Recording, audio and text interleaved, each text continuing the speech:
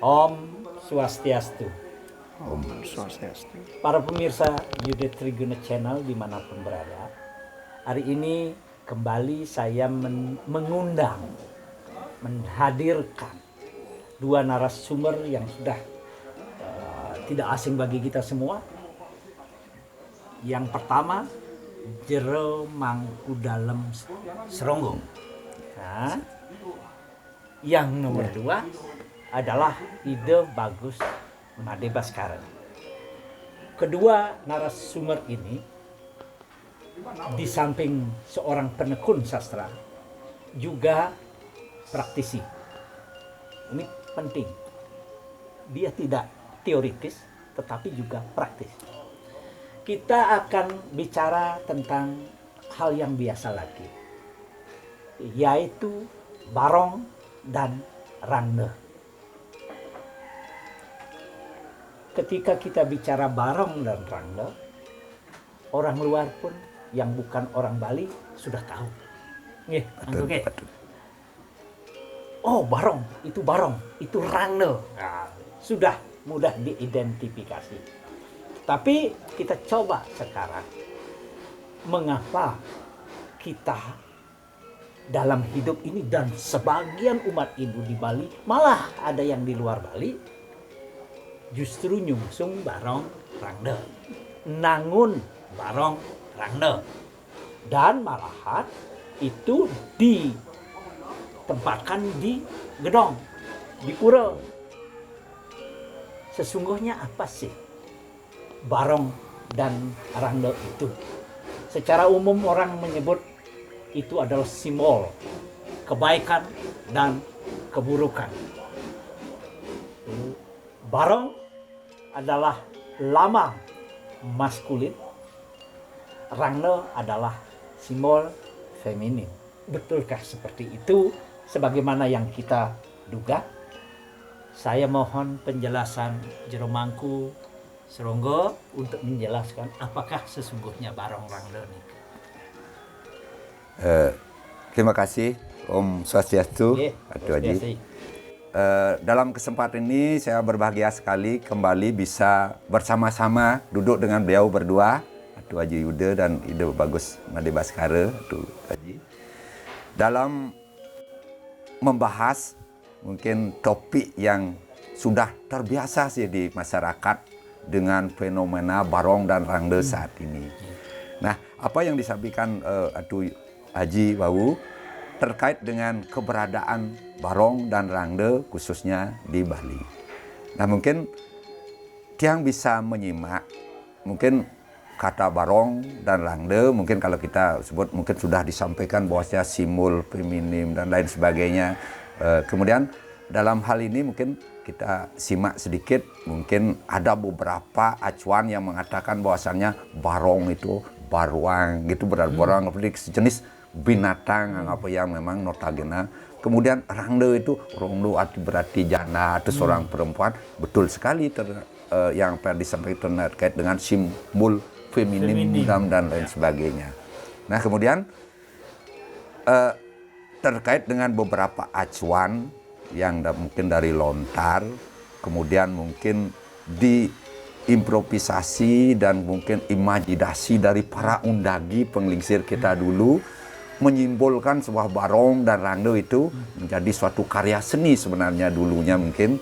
Nah, kemudian akan tetapi dari beberapa acuan, mungkin dalam Atu Haji mungkin telah banyak membaca tentang lontar barong suari, mungkin di sana dijelaskan mungkin beberapa turunnya Betariuma, kemudian Sangyang Kaleludra yang bukan di dalam lontar itu disimbolkan sebagai Betari Durga disimbolkan sebagai rangde, perwujud rangde, dan kemudian beliau Sangyang Siwa dalam mimpi untuk bertemu dengan Betari Durga yang sudah dalam bentuk Kaleludra itu berubah wujud menjadi Kaleludra.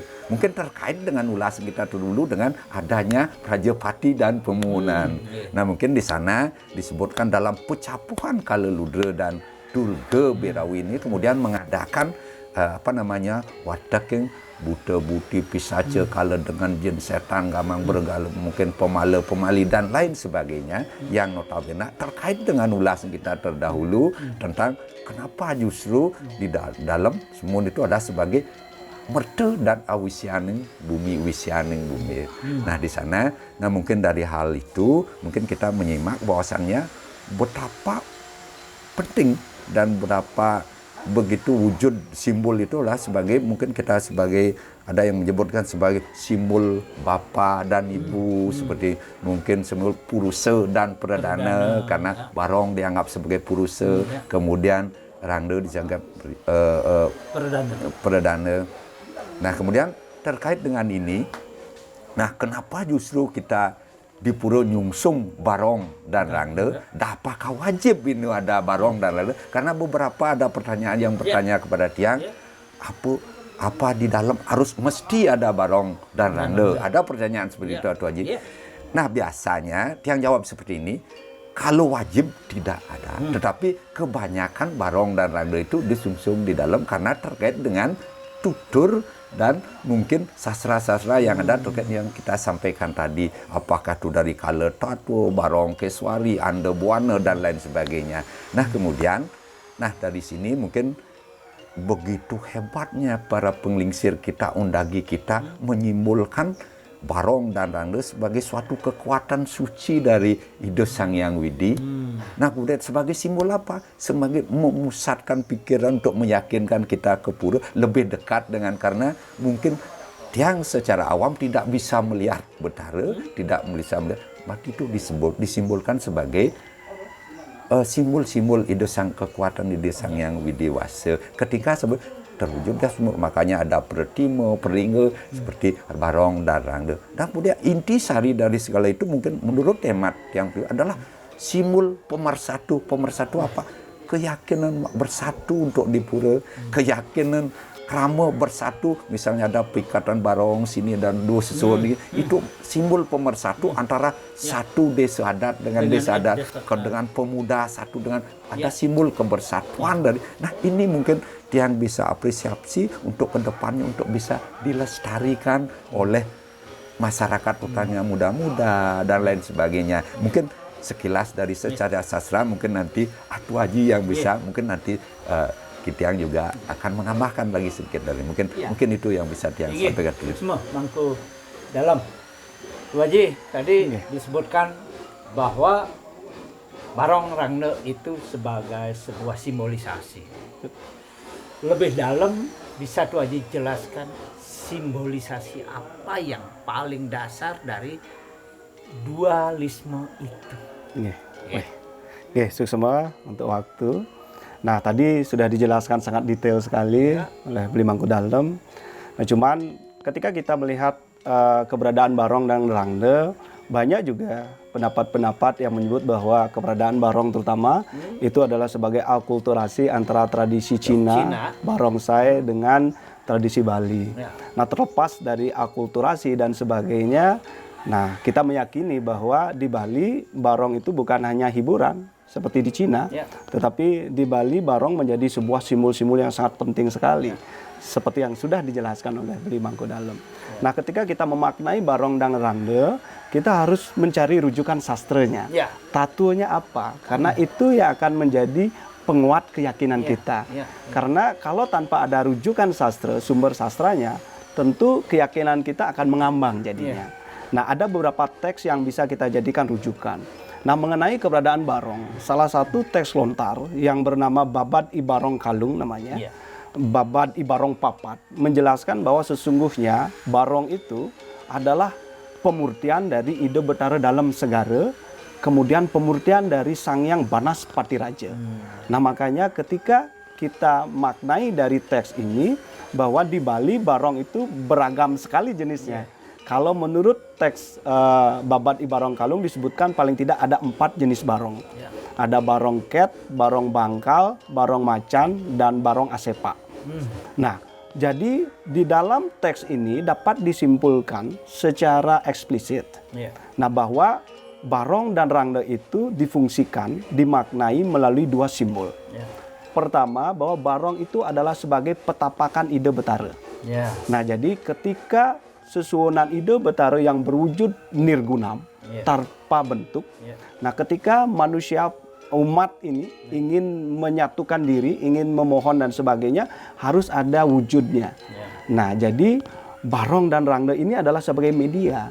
Nah, makanya fungsi pertama dari barong dan rangda itu adalah sebagai petapakan beliau, sebagai pelinggihan beliau. Jadi kalau kita menyebut Betara Dalam itu ya bukan rangda itu. Ketika menyebut barong itu bukan Betara ini, tetapi itu adalah petapakan. Kalau diibaratkan, mungkin maaf Ampura, nah ini adalah kendaraan. Sedangkan manusianya itu ya bukan kendaraan, itu yang ada di dalamnya. Nah, jadi fungsi pertama dari barong dan rangda itu adalah sebagai petapakan. Jadi beliau nanti akan menjadi bentuk pondasi dari susunan yang dipuja di Pura Dalam, misalnya seperti napi yang disampaikan oleh Mangku Dalam, tepat sekali punika. Nika fungsi pertama sebagai petapakan. Nah, fungsi kedua itu adalah sebagai pemurtian. Nah, pemurtian ini berkaitan dengan bahwa masing-masing Ista Dewata ini memurti bisa berubah wujud beliau. Nah, pemurtian inilah yang nanti akan membuat perwujudan barong dan rangda itu bermacam-macam. Makanya ada barong gajah, ada barong naga, ada barong asu. Nah, ini adalah simbol-simbol barong dan begitu juga rangda sebagai simbol pemurtian dari Ista Dewata. Nah, kembali ke kaitan dengan Pura Dalam. Ketika ide Betari Durga memurti berwujud Durga Murti Ampura Mangku Dalam, maka rangda inilah sebagai niasa yang paling terdekat untuk mewujudkan simbol dari Durga Murti itu. Nah, jadi fungsi rangda ini sebagai pemurtian ide Betari Durga supaya perubahan wujud, supaya umat itu mampu menghubungkan diri dengan wujud yang tanpa bentuk, maka diperlukan wujud. Makanya wujud inilah dikonkretkan, dibuat nyata. Makanya ide Betari Durga beberapa orang awam itu disimbolkan seperti rangda puniki. Nah, itu fungsi barong ataupun rangda sebagai simbol pemurtian, perubahan wujud atau manifestasi fisik dari beliau yang tanpa bentuk puniki itu aja. Nah, jadi masing-masing pemaknaan akan berbeda-beda sesuai dengan teks sastra. Seperti tadi sampun disampaikan oleh Beli Mangku Dalam, ada barong suari, kalemaya tatua dan sebagainya, itu akan memberi makna yang berbeda. Tapi pada intinya ada dua makna utama, yaitu sebagai petapakan beliau, sebagai simbol beliau lah yang akan mengendari dalam tanda kutip ketika ide napak pertiwi, mican, ican dan sebagainya. Yang ketiga adalah sebagai manifestasi perubahan wujud supaya umat lebih gampang melakukan pemusatan pikiran dan sebagainya. Kan tentu aja. Kalau barong rangda itu sebagai dua hal tadi, yang satu petapakan dan satu adalah pemurtian, maka pertanyaan berikutnya yang banyak ditanyakan orang, kenapa rangda itu yang merupakan tanda kutip pemurtian feminim ditarikan oleh laki-laki? Ampura. Nah, niki seniornya kalau masalah menarikan rangda beliau niki. Ini kena simbol perempuan. Kenapa nggak pernah perempuan? Atau jarang sekali ditemukan perempuan yang nyunggi. Pertanyaan kedua adalah, kenapa rangda itu juga manifestasi Tuhan yang kita puja. Tetapi kenapa tebakin? Loh, bukankah Ani patut tebakin musuh dalam diri? Ini kenapa? Yang ditebak itu kan?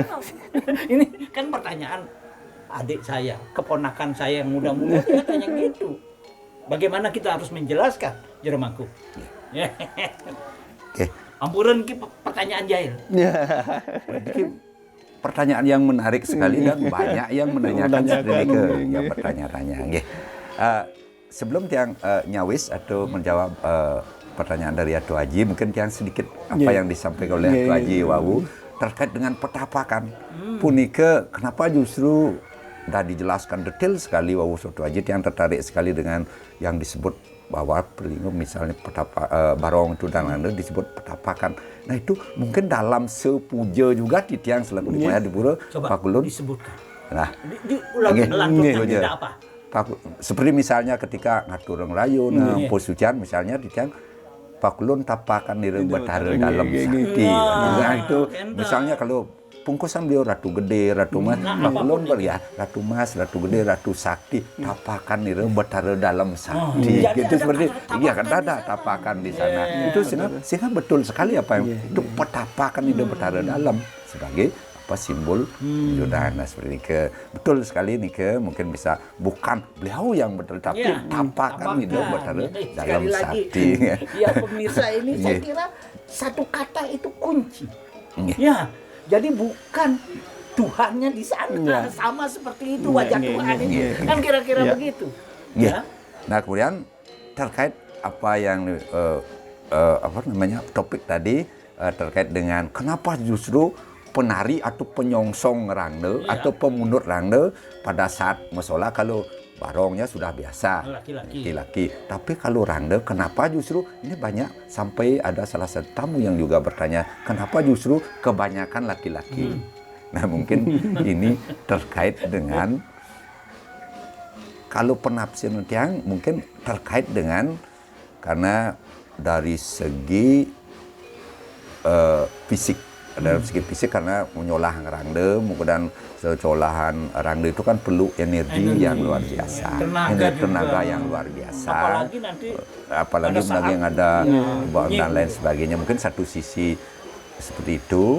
Nah kemudian karena di sesolahan rangde itu mungkin ada misalnya yang namanya wirupa, kemudian ada wirase, wirama, dan wiraga itu terutama kan wiraga. Nah olahraga ini yang luar biasa.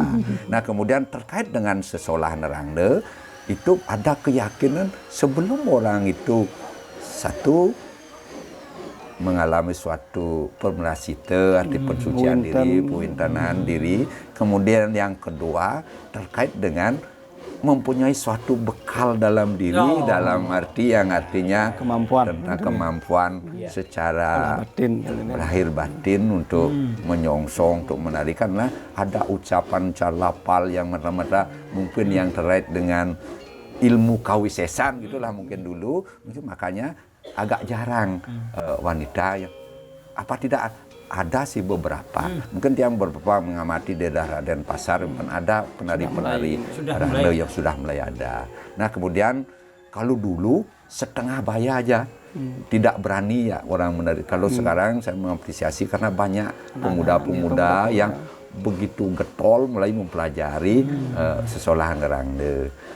Nah kemudian terkait kenapa justru tari rangde itu tebakan dan itu istilahnya mungkin sudah pernah diulas yang namanya tari wali, bobali, balih-balihan kan gitu misal karena ini sifatnya walaupun wawalen bisa tedun misalnya napak pertiwi ini kan istilahnya meican-ican ngiring ide meecan-ecan kan disebut bukan berarti kita permada tetapi itu adalah suatu proses sembah bakti kita, wujud sembah bakti kepada beliau, turun ide mecan-ecan dengan menyentuhkan kerin, menwujudkan bakti kita kepada beliau, mungkin itu adalah merupakan simbol rasa bakti dari penyongsong umat terlepas dari pada hal itu etika-etika dari seorang penari atau pengayah yang memang harus tetap dijaga ketika melakukan mungkin proses menua, ruang dan lain sebagainya. Mungkin itu bisa mungkin lebih lanjut. Terima kasih.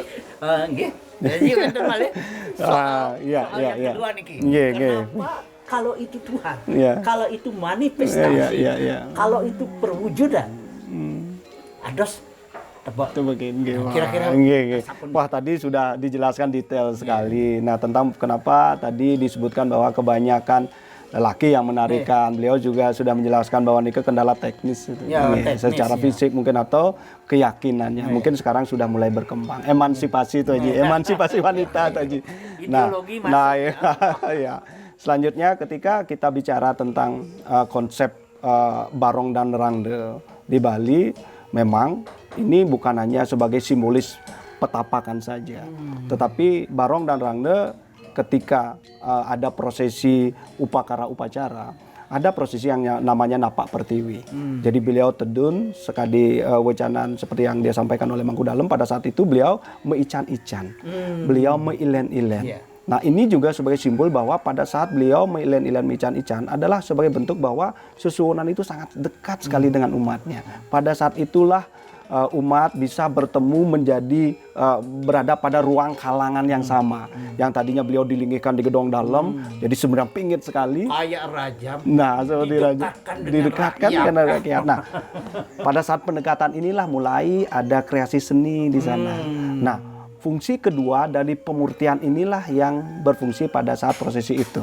Bukan hanya petapakan, dari pemurtian. Nah, pada saat itu Rangde ini memurti menjadi simbolis yang dilekatkan sebagai sesuatu yang bersifat jahat. Nah, sedangkan barong ini memurti difungsikan sebagai sesuatu yang bersifat baik. Nah, pada saat inilah Sesuhunan sedang mengican-ican, memberikan hiburan kepada masyarakat. Termasuk Sesuluh Nah, di sana ada tatwa ya. Bahwa hidup baik buruk ini senantiasa akan menggoda kita. Saling tidak bisa terpisahkan. Iya, lagi. tidak bisa dipisahkan. Iya. Kalau bahasa agamanya, manusia selalu digoda untuk melakukan subokarma atau asubokarma. Kira-kira ini. Itu yang terjadi. Jadi ican-ican itu tidak saja menghibur, tetapi memberi sesuatu bayangan, pedoman kepada masyarakat. Bahwa oh ini hidup ini buruk. Usahakan engkau lebih banyak menabung karma dengan tindakan-tindakan subokarma. Kira-kira. Makanya pangku kija-kija ngayah. Nabung. Tuaji kemana-mana juga membantu. Kang Hendan, itu tindakan subokarma. Simbol yang harus kita pilih dalam hidup ini. Jadi pada saat itu beliau bukan hanya jadi sosok yang disembah saja. Pada saat Ida Tedun beliau menjadi contoh langsung tuh Haji, seperti yang Haji sampaikan. Bisa yang tambahkan lagi. Nah, terkait apa? Kembali yang tertarik sekali terbuka lagi tabir terkait Krida Betara Tedun nampak siwi nampak pertiwi mecan-mecan itu bukan sekedar hiburan itu adalah suatu nilai ruatan di dalamnya karena di buratan bumi karena di sana apa kedua ada penyamleh ada segeh agungnya dan tidak jarang pula dari habis mecan-mecan beliau tedun ke Rajapati, Munyo Desa, kadang yang paling dekat sekali tedun ke Rajapati dan ke Pemunan Agung. Di sana dia itu adalah suatu proses ruatan yang mungkin banyak datang mengiring ke sana. Nah kemudian terbuka lagi tabir kenapa justru dalam Rajapati dan Pemunan. Nah ini yang topik kita terdahulu. Suatu contoh ketika nangyang petapaan Betara Barong dan lain-lain pasti ada prosesi ngeratap napas Pasupati dan terakhir adalah moyoga artinya mungkin rangdonya ditaruh di Pemunan itu moyoga kemudian barong tapaan barongnya di Rajapati mungkin terkait topik kita ini dengan pembicaraan yang tentang Rajapati mungkin itu bisa tambahan dari yang kurang lebih sebenarnya itu hebat unik sakral agama kita ini seperti itu yang kalau kita tidak pelajari dan kalau kita tidak komunikasikan bisa jadi anak-anak kita juga tidak tahu. Jadi tugas Jero Mangku, tugas Tuaji Baskara, tugas saya adalah menggali, mewacanakan terus-menerus agar kita semua tetap eling. Eling dan bakti. Saya kira Niki inti dari pembicaraan kita mengenai Barong dan Rangde, dualisme yang tidak pernah akan berhenti, dualisme yang selalu dibutuhkan untuk mengingatkan kita bahwa sekalipun perbedaan itu tetap ada, pilihan kita jelas, lakukan tindakan subokarma. Saya kira demikian para pemirsa. Mudah-mudahan naskah ini atau konten ini dapat memberi manfaat bagi kita semua. Suksema, terima kasih. Om Santi Santi Santi Om.